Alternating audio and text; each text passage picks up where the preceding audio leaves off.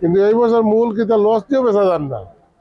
তাইলে অন্য অন্য বছর আমরা গত বছর 2 দিন আগে গরু বিক্রি করে বাড়িতে চলে গেছি। এই জায়গা রাখা, এই জায়গা 2000 টাকা, 2000 টাকা হাতের দাম।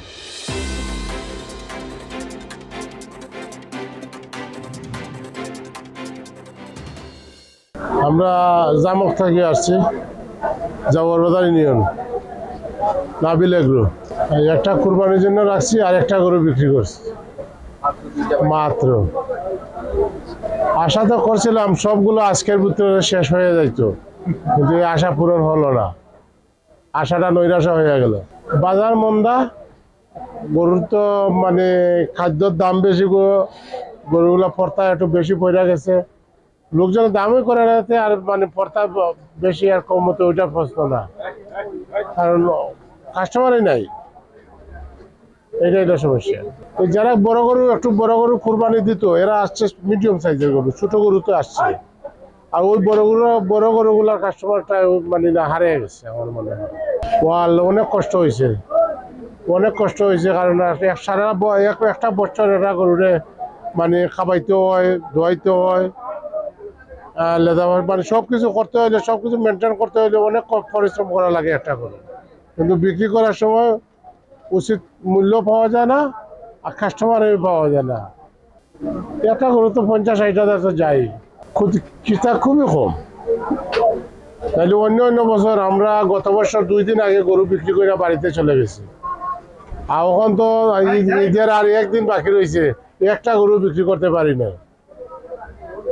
আরো অন্য প্রত্যেকটা বছরে আসি 2 দিন 1 দিন আগে গরু বিক্রি করে দিই। হয়তো ধারণা বেশি লাভ হোক আর কম লাভ হোক, আর মানে মূল আসলে বিক্রি করে দিই অনেক সময়। কিন্তু এই বছর মূল কিতা লস দিয়েও বেচা যান না।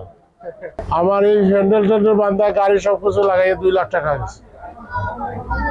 এই জায়গা রাখা, এই জায়গা 2000 টাকা হাতের দাম। আর এই হ্যান্ডেল বান্ধায় গাড়ি খরচ লাগাইয়া, মানুষ লাগাইয়া 2 লক্ষ টাকা গেছে। এইটা অনলাইনের ব্যাপারটা হয়তো